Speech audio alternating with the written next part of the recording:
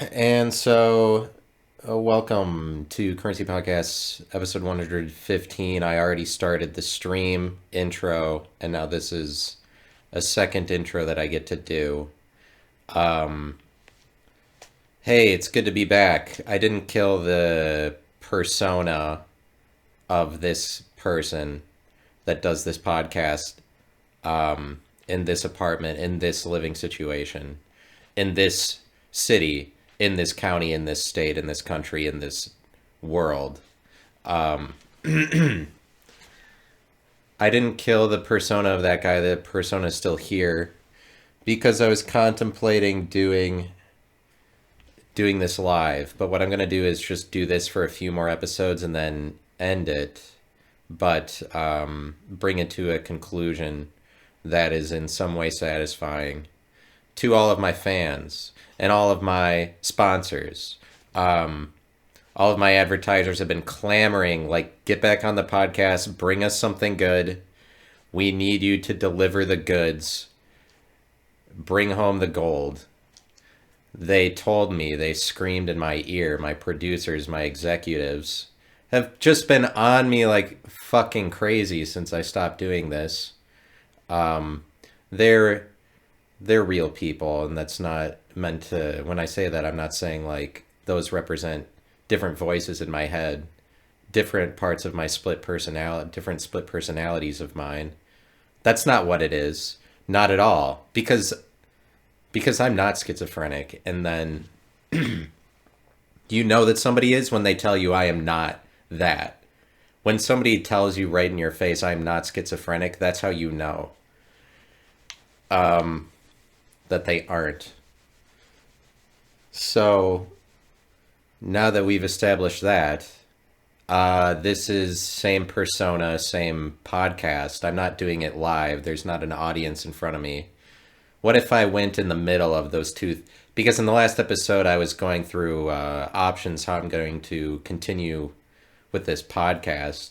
And so, what if I went in the middle of like, I do it live in front of an audience, or I just stay in my apartment? What if I just did my apartment, but then I assembled an audience here to watch me? I think that that would be a similar amount of crazy as if I did this format live at a bar or something. Like, I guess that's a nice idea. I just don't want to take the hit for that because I think that that would be crap if I did a Twitch stream live at a bar and then was just talking about something random off to the side.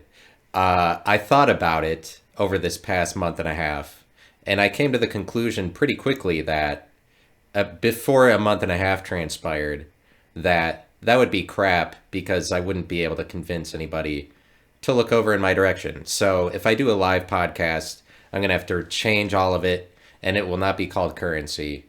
And this podcast, as much as I would love to capture these hilarious moments of me in my apartment over and over again for the rest of my life, I will put a cap on doing that and then bring this podcast to a conclusion of some kind. So, continuing on with the program.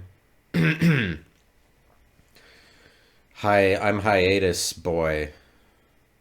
I no longer am I the hiatus guy on the hiatus. Now, now I'm a content producer. Now I'm a producer of content. Content, content is different from contents. Remember that. Put that, fill in the blanks for the notes that I printed out for all of you for that arrived in the mail yesterday. It's weird that I got everybody's address that listens to this podcast and I sent you over custom sermon notes for the sermons I'm going to be delivering on this podcast, but I don't know. Who's to say? Taste is subjective by nature. Taste is subjective. That's one thing that you know is subjective is taste. Because everybody has different tastes. taste is not objective unless it's like the picture of a picture of a tongue, and then people are like, this is what a tongue looks like. Only if it's the archetype tongue. But if you were Jordan Peterson, you would say archetypal tongue.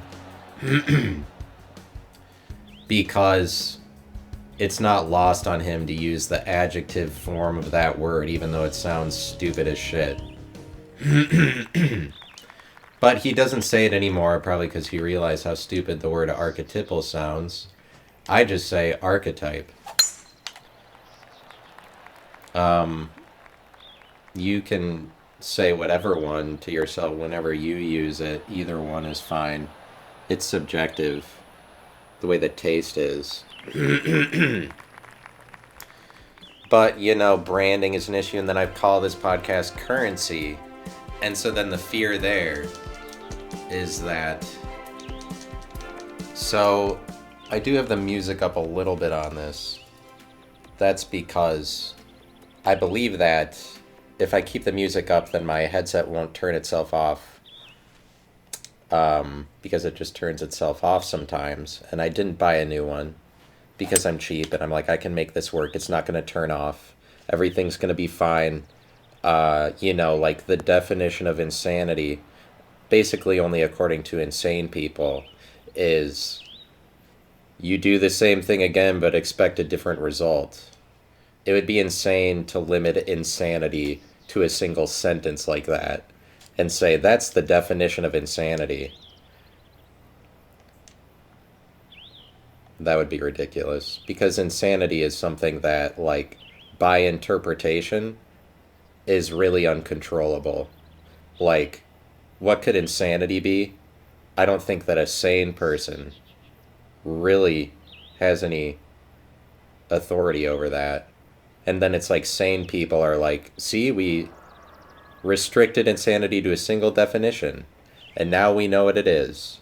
So I guess we don't have to worry about insanity anymore. It's just this phrase. It's when you do the same thing again, but then you expect a different result. You'd have to be insane to think that insanity could be limited to that statement. You know, like if you're Colin Coward or something. I don't watch Colin Coward that often. Because, what a tool.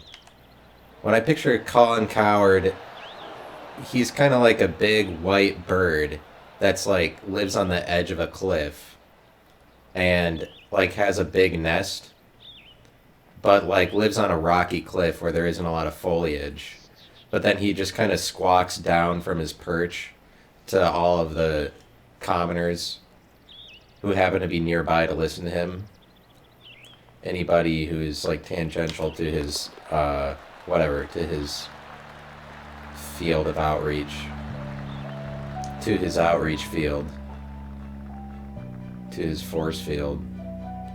I try to not involve myself with his force field, not that often.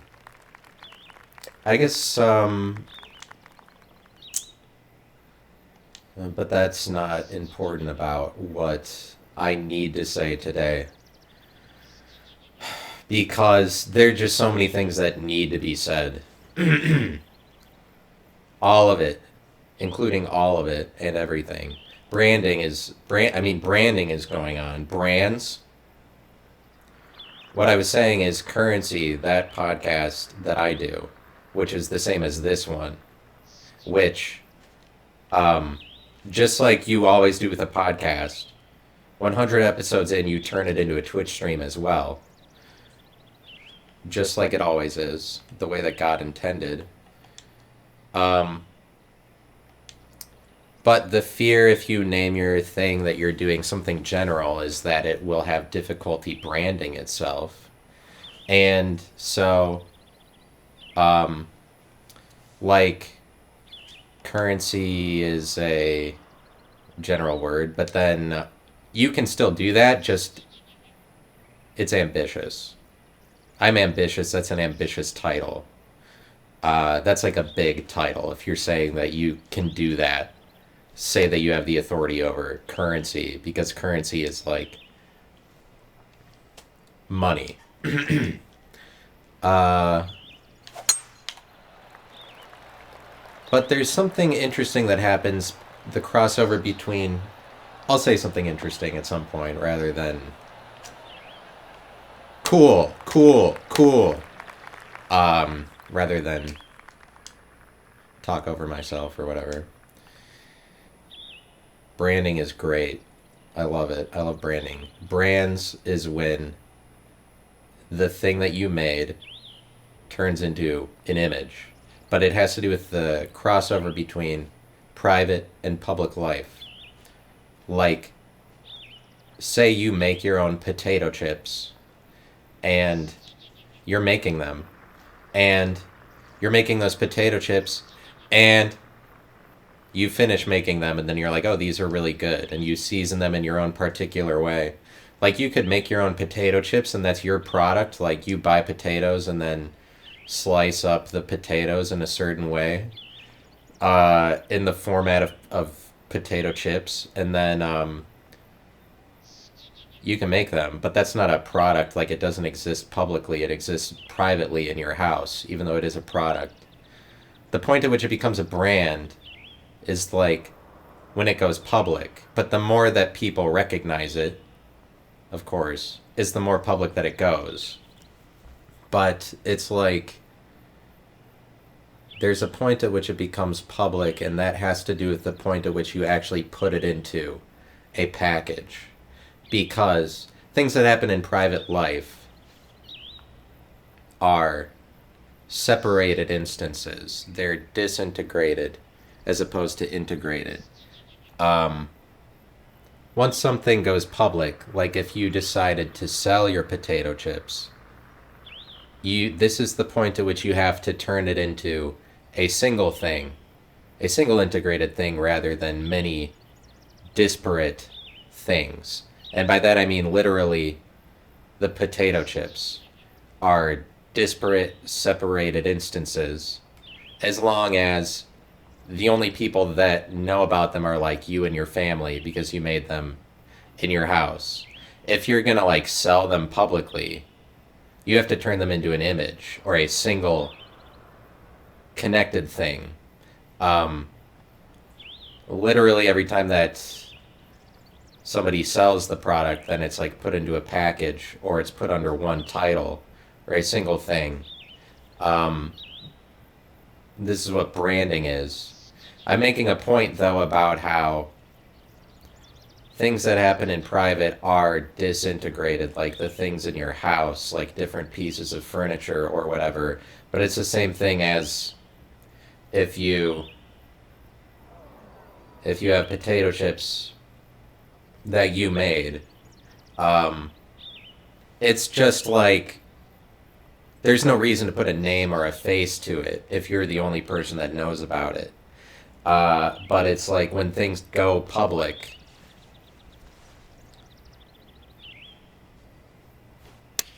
do you know that? When things go public, do you know this?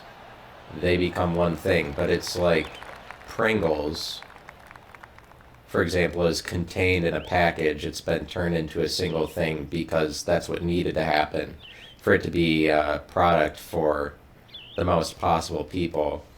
But the more people that recognize it is the more that the idea of the thing itself turns into a single image. As it takes on a more public existence over a private one. But that doesn't mean that it doesn't exist privately.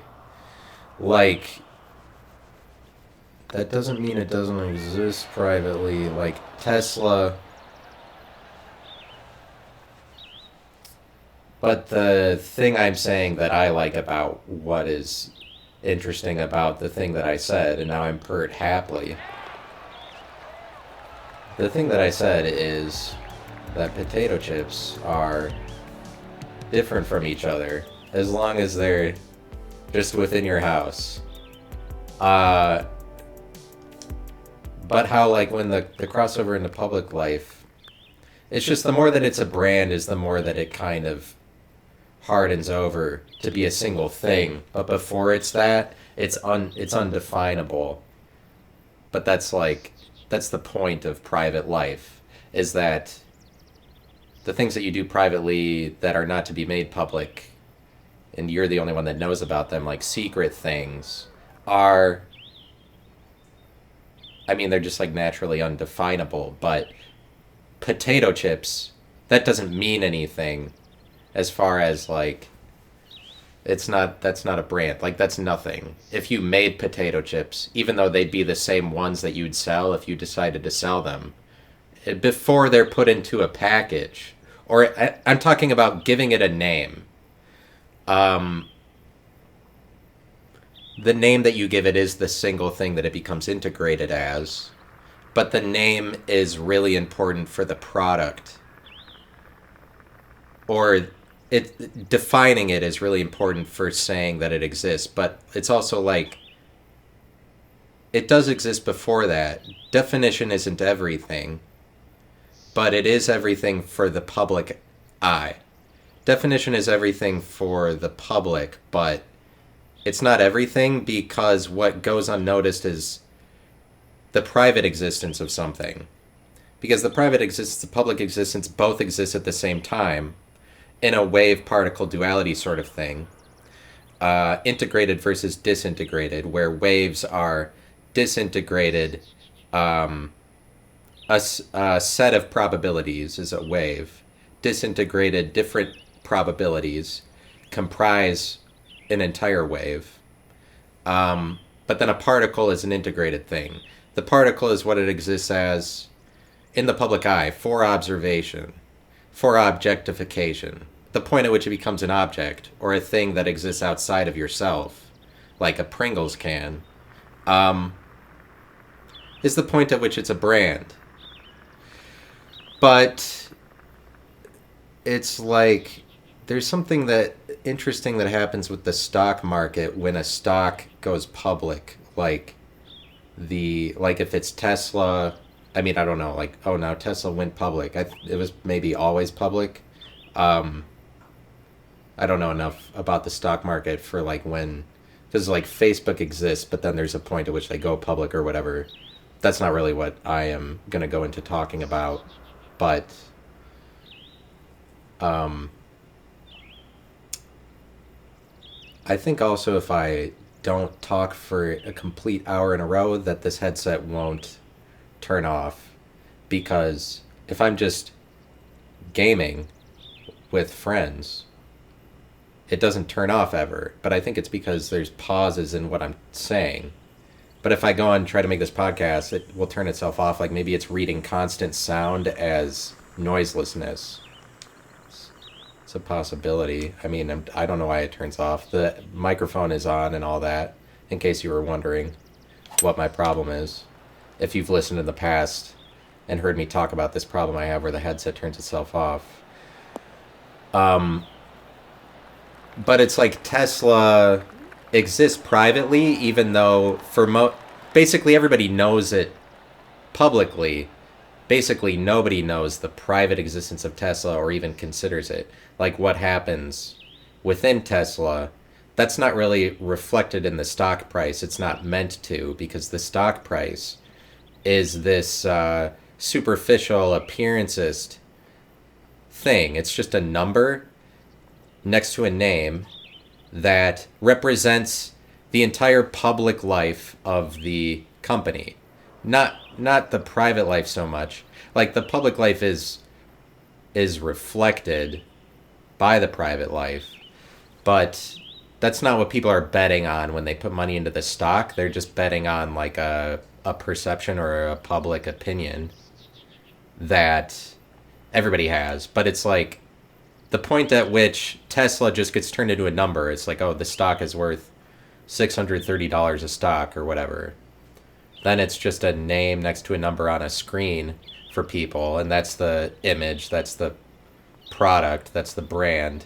Like, you can pretty much summarize the entire brand up in just the stock, because that's what the stock is meant to do, is generalize. Even though this company has this like illustrious private life, where it has all of these assets, different facilities, and different technologies that they've created to make their product and whatever, and like employees with different titles, whatever, like all this shit that's happening privately at Tesla, even though it has all of this complex collection of things, um, what people do with the stock or like deciding its value, it's simplified to just a number and a name, and that's all really that people interact with. But that's what the stock does. It generalizes a long list of assets for a company into like, oh, it's just a number now. Um, that's the technology. That's the technology of the stock market. And so that's the image. But it's like the stuff, the private life is what happens secretly, but it's like that part of it isn't necessarily important. But people often say that the brand is so important. But I think that the brand is just the public existence of it. That's the part that you sell. And so what would be important about Tesla outside of what you'd sell? Just the people. That's what matters at the end of the day. The people, the emotional feelings behind it. People forget about that when they invest money into a stock. Don't forget about Tesla's mission statement. But it's like, I wonder what's like everything about the private life is important though. It's more important than the public life because the public life is basically dependent on the private life. And the private life has to come first because so few people, like so much fewer people are investing in Tesla before they know what it is. Or like before it becomes this mainstay in the public eye. And before people know its name, it's not definable and it doesn't exist. Like, even though Tesla, like before Tesla became this really big thing that everybody knows about, it's a public, it existed as a public company before everybody like really knew about it popularly. And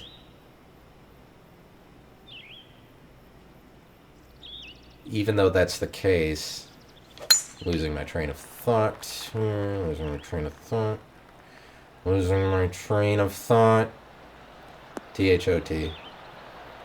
train of thoughts. That should be one of those like Christmas like Christmas places you go, like oh, all of the lights are up at the zoo. It should be like Christmas time in Kansas City. We have this tradition. Everybody goes downtown to ride the train of thoughts at Christmas, and it's just like really blitzed up and glamorous. You get hot cocoa. Everybody gets free hot cocoa, and they get to pet the reindeer afterward. Or reindeer are actual reindeer. But in the meantime, you ride the train of thoughts with a bunch of thoughts to celebrate the worship of Christ and what have you. You know, because it's Christmas time. Ride the train of thoughts, they advertise it as. That's their big bucks advertising campaign. Ride the train of thoughts. Seriously, ride it. Get on this train. It's not sexual at all. You don't do anything with the thoughts. You don't have to do anything with the thoughts. You can, but it's just kind of like this is a family event. It's more just you get to see the thoughts while you're on the train going to your destination to go. You like visit, it takes you to the North Pole. but it's not the real North Pole, and Santa's not there, because then it does become sexual. I don't know. I mean, I don't know what. I haven't been to Kansas City, so I don't know their traditions that well, but the brands, and in case you don't know, and you should know this, thought, THOT, stands for that hoe over there, and it's a word. It's just a word for a hoe. Okay. And I really didn't want to have to explain that this morning, but fucking here I am explaining what a thought is when I already have known what it is for years. For like, because somebody that could not name or put a face to, that I have no idea who's listening on the other end, might not know. Oh, so let me think of them today. Let me be overly extensively considerate in ways that nobody needed or wanted. Let my consideration extend far beyond the borders of my own character as I try to please. Whatever. But it's just like, oh, the brand. And like Tesla existed publicly, but people think that it's about the brand when it's about like the private life comes first and the public is dependent on it. Like, that's what you should think about before it's like, oh, the brand is everything. The brand isn't everything, because the person behind the brand is everything. The private life is everything. The brand is just what the public sees. That's really just more the appearance. I mean, it is sort of everything as far as like what you're selling, but without the private life generates it, and like the undefinable has to come before the definable. Like, you have to make those potato chips at your house, like you season them your own way, like this is how I do it, this is my recipe. You have to make that before anybody sees it, before anybody can define it, before you can even define it, before you like brand it as like, oh, these are Cherokee potato chips. Probably not a great name given the current climate, and that you would then probably have to change it. Red Savage Crisps, you know. Not a great name for a potato chip company, but at least people will be able to define it. Because if everything is about the brand, then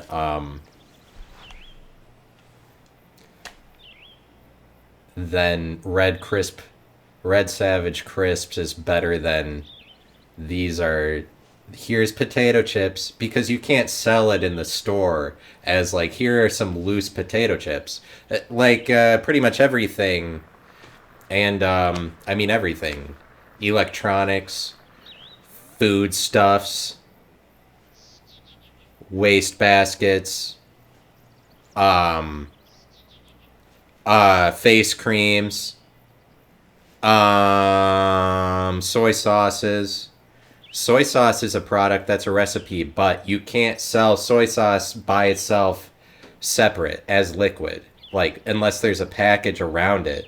But what I'm talking about is how the point at which a package miraculously forms around this liquid that used to just be soy sauce, just liquid by itself, is like the point at which it's becoming a brand. Like, it's growing this extension onto itself.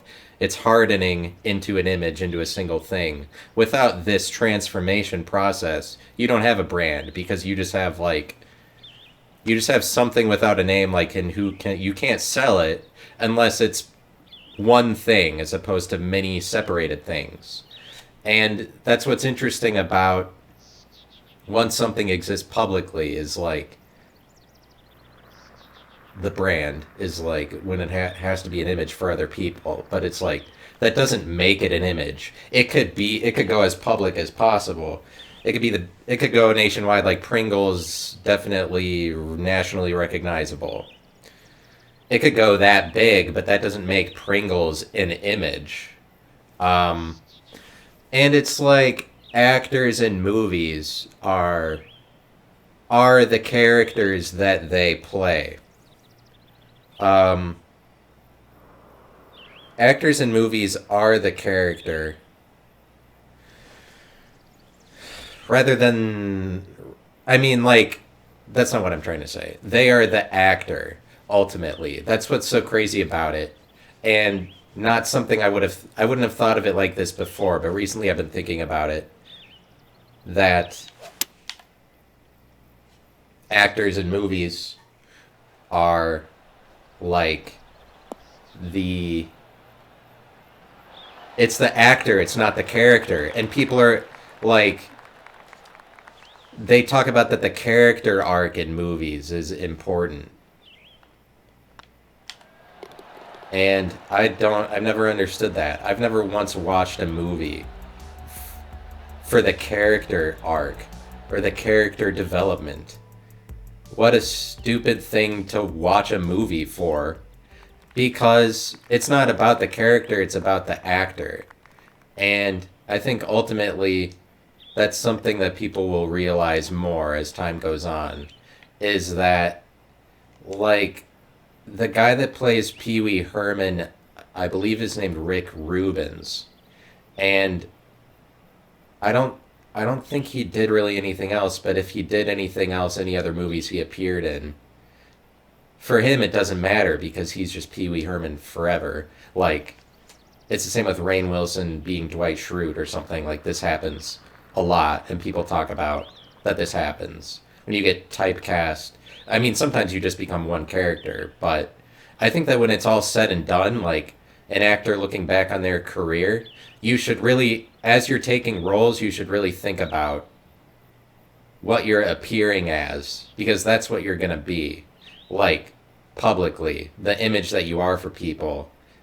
Um, it's like you can't separate the character from the actor, and I'm saying that the actor obviously is much deeper than the character. And like, if you're a connoisseur of movies, it doesn't make sense to indulge on the character because that's not that deep. It's the person that generates the character, generates the image. It's the it's like ultimately the private life, or what makes the human being who they are, the actor or actress. It's ultimately that determines what the image is able to look like. But unless the actor or actress is able to package themselves as a single image, they're not going to be a successful actor or be able to appear in any movies. The character that they make is the product that they put out if you're an actor. But like and I'm talking about how when things become famous, the it's like soy sauce, you have to put it into something, because you can't just throw potato chips on an aisle and say they're potato chips. That's not sellable as anything. It's weird how you have to hide behind this thing, a name, in order to sell it. But it's only at the point, and like how unrealistic that is. To sell something as one thing when it's many different things. To put potato chips in a bag. It'd be like, this is how they came. They're called cheapos. This is how, to act like that's how they were already. That's like what you're presenting to people if you manage to insert your potato chips into like a grocery store for real. The way that all of the shit at grocery stores appears on the aisle is like, here, this is a naturally occurring substance. It's called margarine. It's called, but it's not just margarine. What makes it even more unnatural is when you give it the fun name that it is, like Cheez-Its. Like, Cheez-Its has to pretend that they just found these in a box. Like that the naturally occurring element is just a box of Cheez-Its. That's what they have to pretend is going on. Because otherwise otherwise you're not going to buy it. And so why is that? It has to do with definition. I mean, like organization, whatever. Obviously, is a lot more organized if you put that shit in a box, and it's just cleaner for people. People have realized people just want things nicer and more polite and more contained as time goes on. From when we were primitive monkeys, we become more intelligent, and then what results is like this really intelligent specification of definition of things, where we're able to define 30 different flavors of cereal and put all of them in under different names. They're all different recipes, different products. That's intelligence. That's progression of humanity, is when humans are drinking lots of different things in liquid rather than just water. Like making a product that is like water and soda water, bubbles and shit like that. That there's lots of different things to eat or drink. That's intelligence. Defining new things. Because if you're an animal, like if you're a dog, you're just drinking water.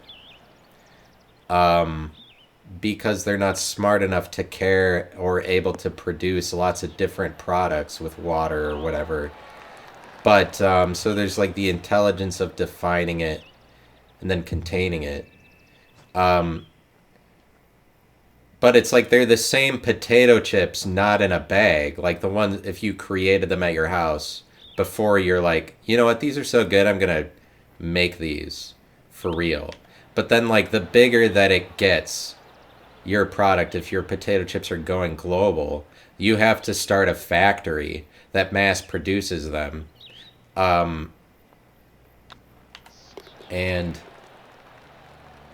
that just goes to show that the thing that you're making, or like the idea of it, is becoming a single thing. Like the more of it that you have to make is the more that it becomes unnatural, where you're like, now I'm creating a factory where I'm like really unnaturally creating a bunch of these things in a bag. But what I'm talking about is how things become more unnatural, quote unquote. That's what we would call it. It's like the more intelligent that they become, the more defined that they become, like Wendy's or McDonald's, defining 30 different fast food restaurants, or like 100 different fast food restaurants. Like all of these are different enterprises, different products. And everybody would be like, oh, Wendy's isn't natural. That's not the way that it is, because it's like full of preservatives. It's more unnatural versus like if you killed the cow, you had to kill the cow yourself. Like this was the wild when we were monkeys or whatever, and had to kill all of our own food. Like when we had to kill the cow, this is like a natural way of life. But everybody wants you to be real, and that's what I'm saying, real and natural. Like in terms of artistry, there's just this mantra over the last couple decades especially about the importance of being real and the importance of authenticity. And what I'm telling you today is that is overrated, because unless you're fake, you're never going to be able to put your product on a shelf. Unless you're unnatural, you're never going to be so crazy as to be like, oh, these potato chips are actually called Shorty's potato chips.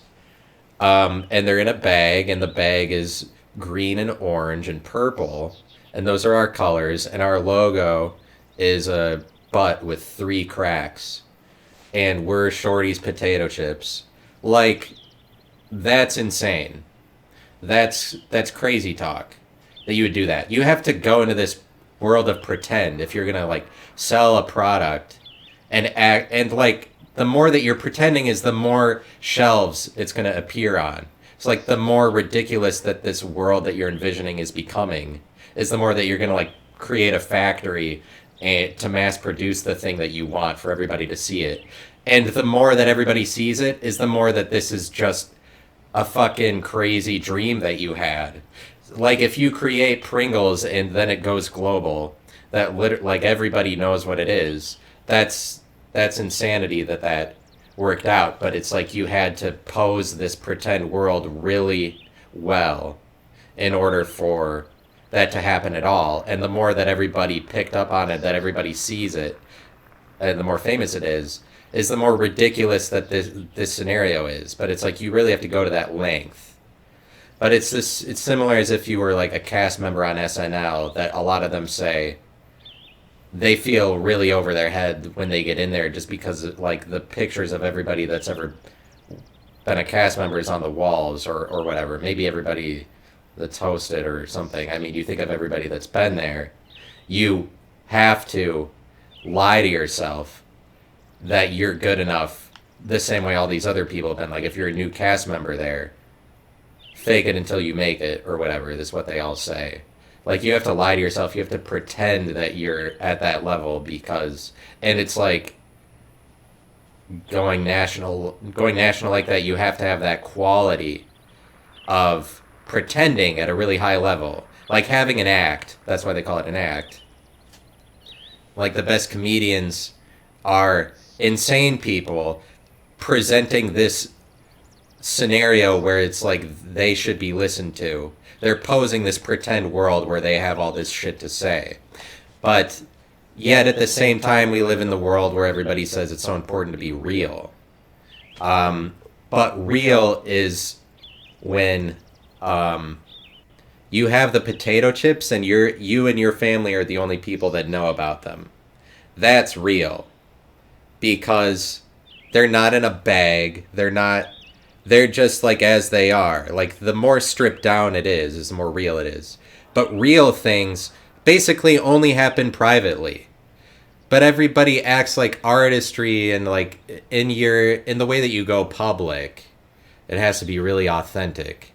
And I mean, obviously it does. But I think that what people don't describe is that all of that is generated by your private life. And it's the private life that's real.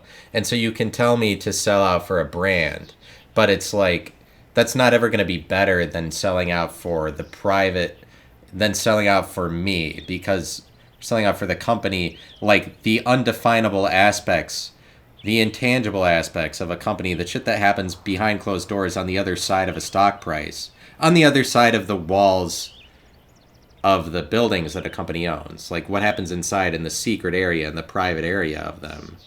That is what creates all of the value for the company, but nobody sees any of that. And that part of it has nothing to do with a brand, but it has everything to do with like the essence of what makes something what it is. Like the undefinable aspects of something generate everything important about it, but the product is just a name.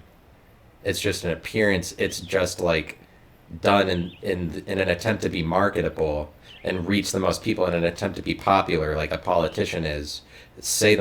Be as general as possible to reach the most people or whatever.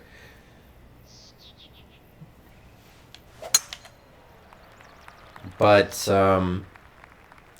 real is just what happens privately. It's because if you're like gonna go on a stage or if you're gonna create this product that you want the entire world to see,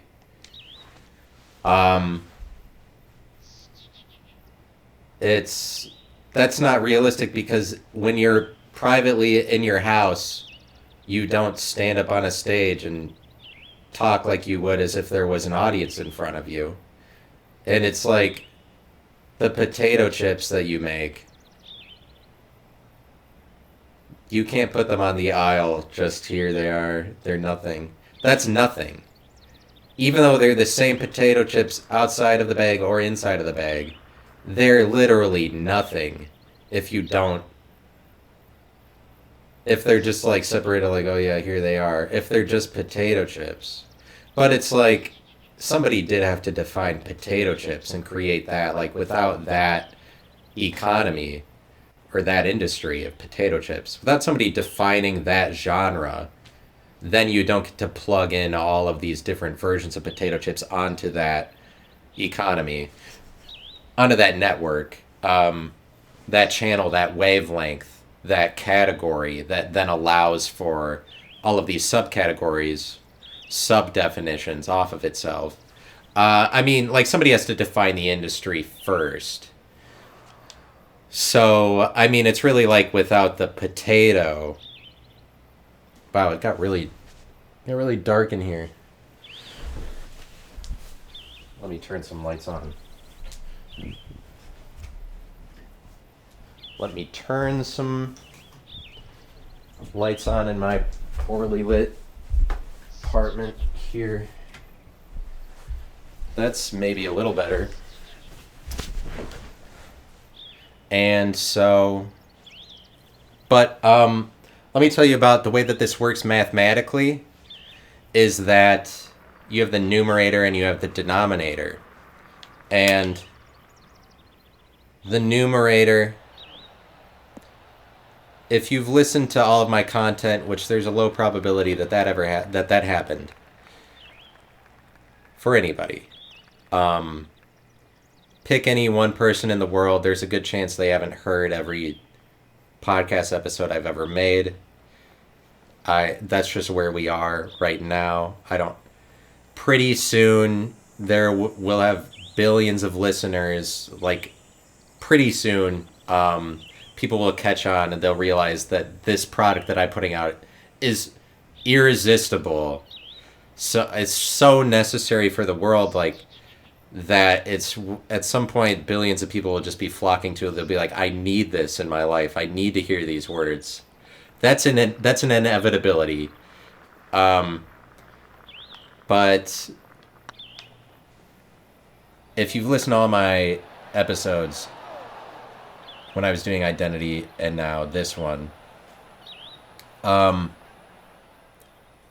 talk about the denominator and the numerator a couple times. I've said probably a few different things about it over the years. But my stance is basically that the numerator, what's the difference between the numerator and the denominator? The typical fractional alignment. I mean, it is the fractional alignment. That's something that's interesting about it, is that the denominator is literally never in the top. You can have 7/8 and then be like, oh, I'm going to switch it. Now it's 8/7. Now the 8 is in the top.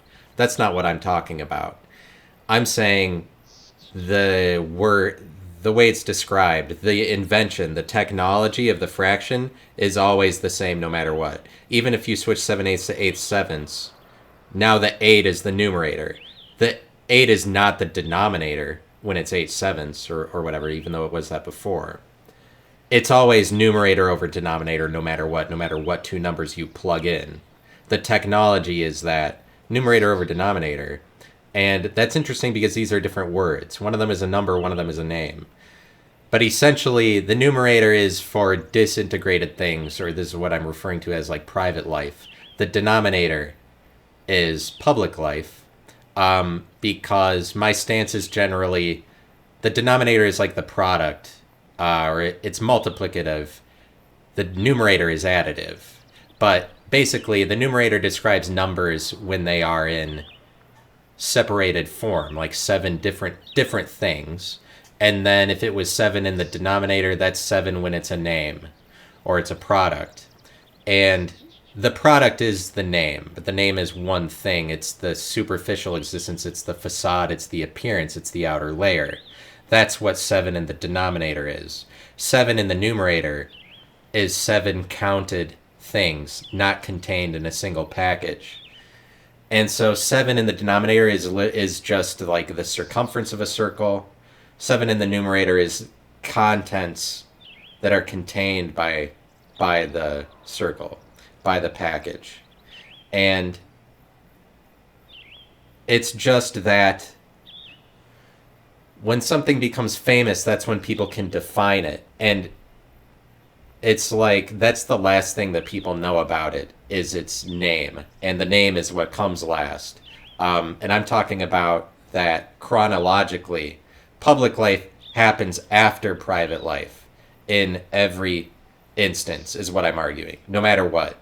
It's a change forward in time. When you go forward in time, you will arrive at the. Let me make sure I'm saying this right. I'm saying public life. No, public life happens after private life because the undefinable exists before the definable, and the definition is dependent on undefinition. Undefinition is a more independent variable and able to generate its own thing. Definition is the derivative. This definition derivative denominator kind of feel de-escalation deposing of something derivative. The name is the derivative, or like the product is the derivative, and the other thing, like the private life, is the integral. But so I'm just making a lot of word associations that make sense to nobody other than myself, like too many word associations that I'm calling a derivative to be the same thing as a denominator. Essentially that's what it is. But and so that's one of the most important mathematical breakthroughs anybody's ever made. You say the numerator, denominator, that's the same thing as addition, multiplication, I do believe. Different fields of mathematics are lots of words describing the exact same thing. But that's not why I'm bringing up this example. I'm bringing it up because the name has to happen. The thing that you say that 7 different things are, 7 as a name has to happen after you've counted the 7 things. What I'm saying is that, like, you could count 7 rocks, but when somebody came up with the number 7, and I'm talking about how the number is a technology itself.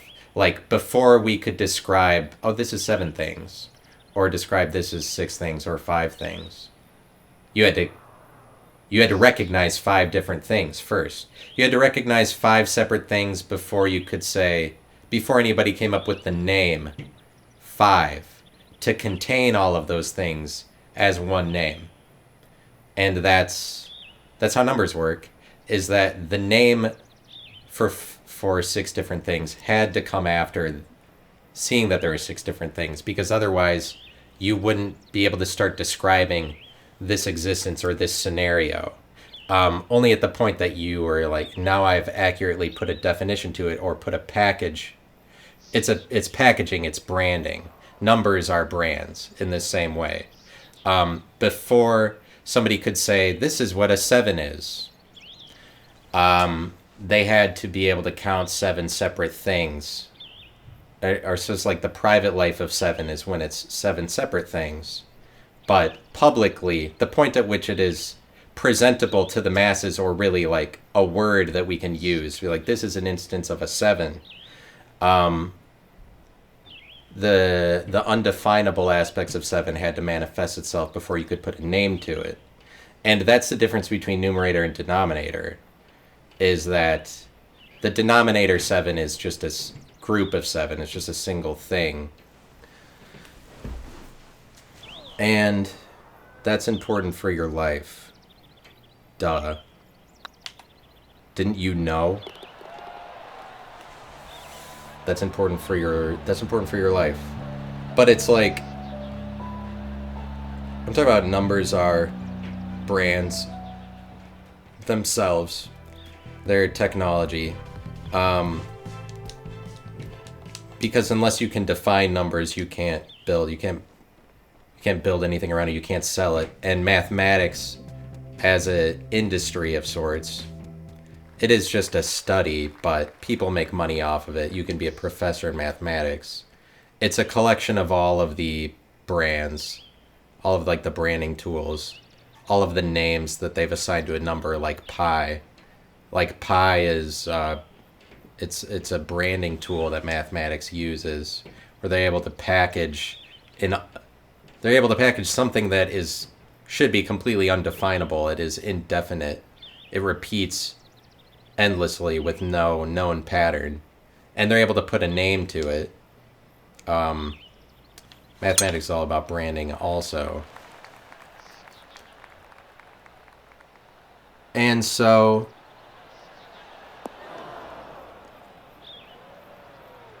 private life, realness, authenticity.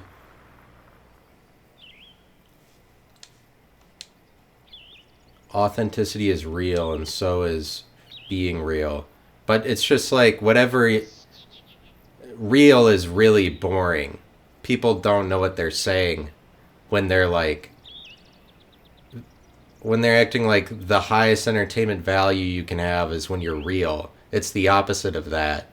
Because when you're real, you're just like, oh, okay, now I'm going to sit on my couch and look at my phone for a few hours, and now I'm going to go to sleep. And I'm just going to say nothing. And it's really would be not entertaining to anybody looking.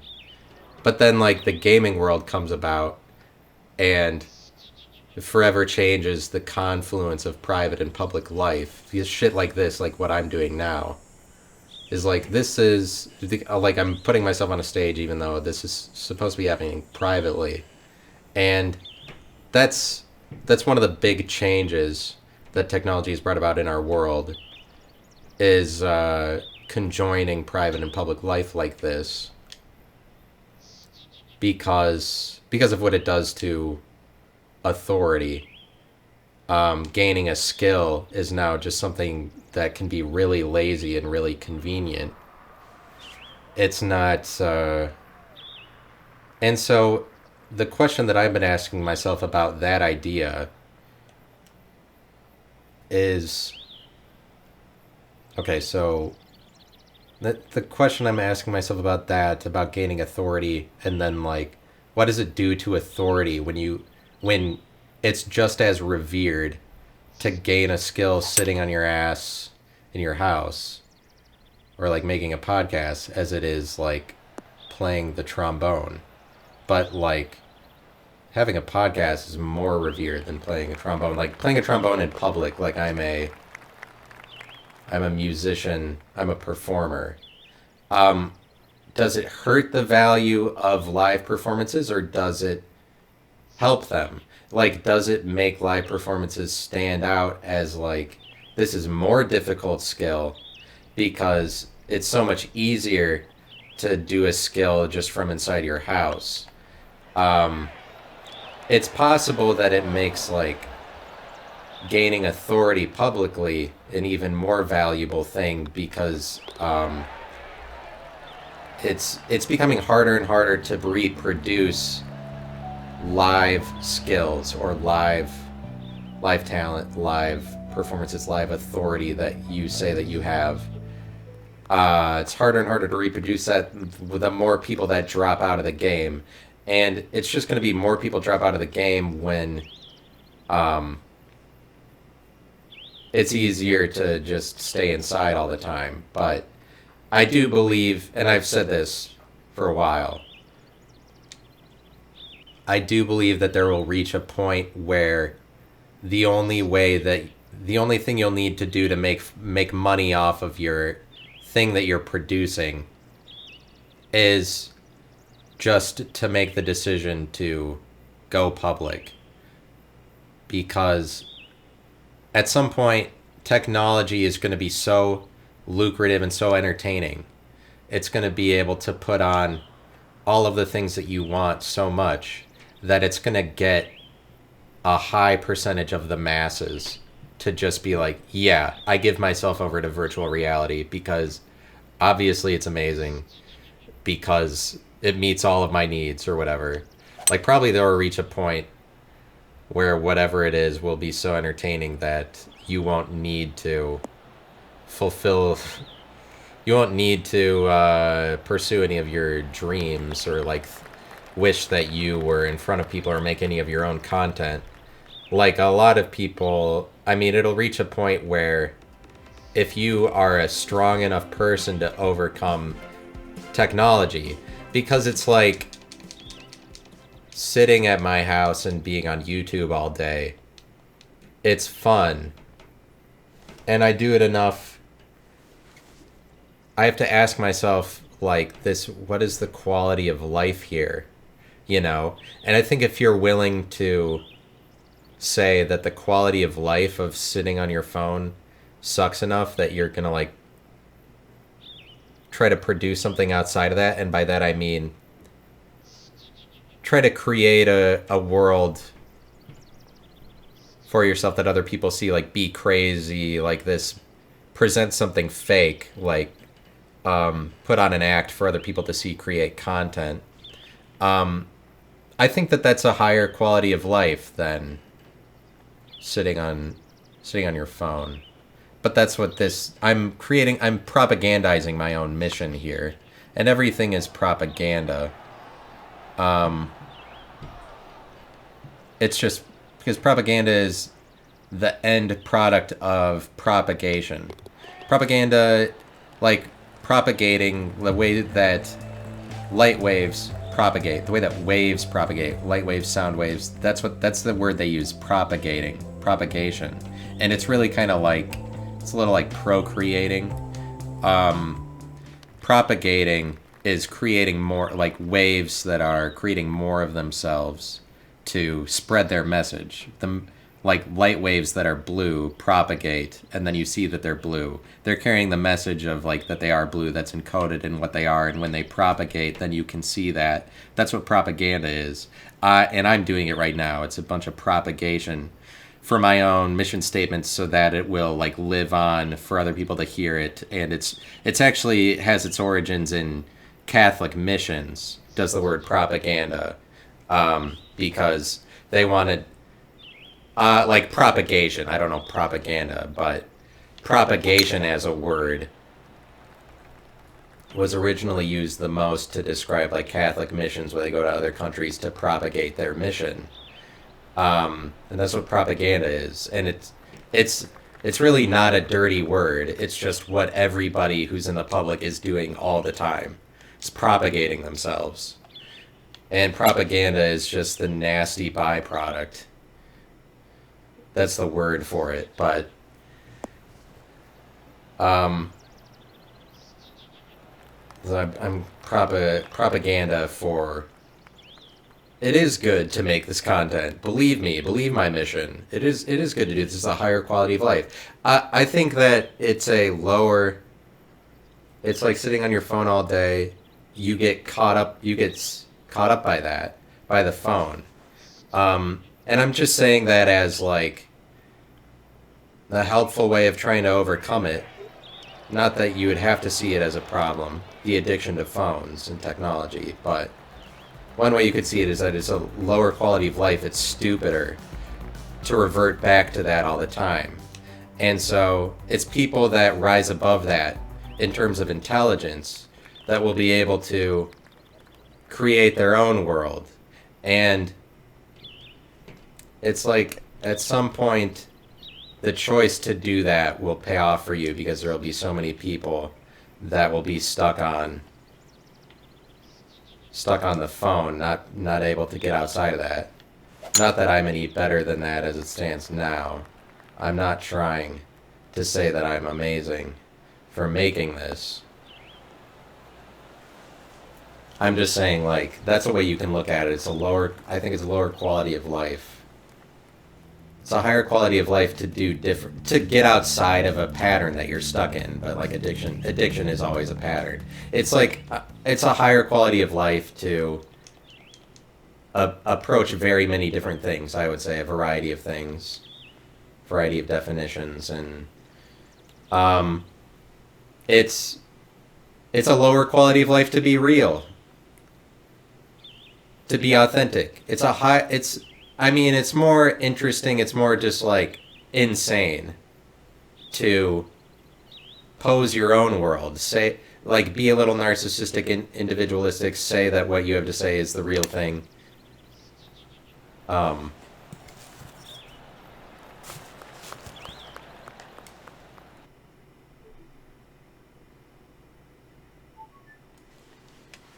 think my headset is dying. let's see here. My headset is dying, and it's been an hour and 4 minutes, so it's time to go. And